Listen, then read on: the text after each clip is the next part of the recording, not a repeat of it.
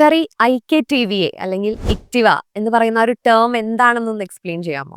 IKTVA അഥവാ ഇക്തിവ എന്നറിയപ്പെടുന്ന in kingdom total value added, അതാണ് അതിൻ്റെ എക്സ്പാൻഷൻ. IKTVA ബേസിക്കലി എന്തെന്ന് വെച്ചാൽ, സൗദി അറാംകോയിലേക്കൊക്കെ നമ്മളൊരു സപ്ലയർ ആണെങ്കിൽ ആ സപ്ലൈക്ക് വേണ്ടിയിട്ട് ഒരു സ്കോറിംഗ് ഉണ്ടാവും. സ്കോറിംഗ് മെക്കാനിസത്തിൻ്റെ ബേസ് എന്ന് പറയുന്നത് നമ്മൾ എത്രത്തോളം ലോക്കൽ എക്കണോമിയെ സപ്പോർട്ട് ചെയ്യുന്നുണ്ട് എന്നുള്ളതിൻ്റെ ബേസിലാണ്.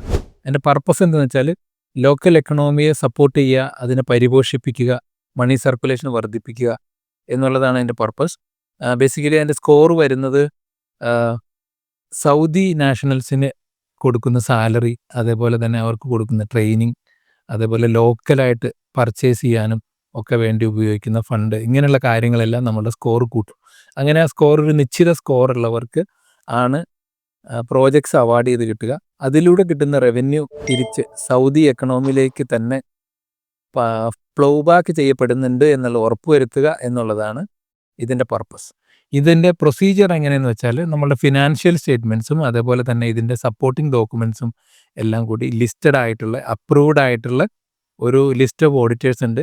അവരെ സമീപിച്ച് കഴിഞ്ഞാൽ അവർ അതിൻ്റെ സർട്ടിഫിക്കേഷൻ നമുക്ക് പ്രൊവൈഡ് ചെയ്യും.